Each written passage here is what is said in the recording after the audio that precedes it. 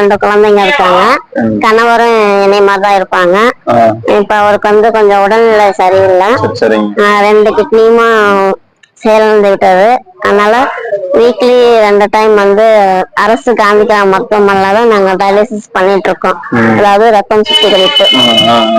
வேற என்ன உங்களுக்கு உதவி தேவைப்படுங்களா?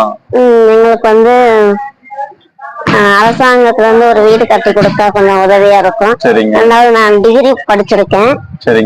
எனக்கு ஒரு பணி அமைச்சு கொடுத்தா, அரசு பணி அமைச்சு கொடுத்தா பெரும் உதவியா இருக்கும்.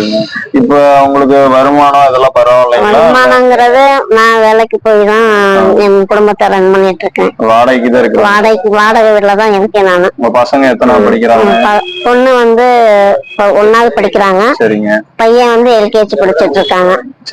வீட்டுக்காரெல்லாம் வேலைக்கு போறது? அவரு வந்து பேசுறதுனால வேலைக்கெல்லாம் போக முடியாது, வீட்டுலதான் இருப்பாங்க.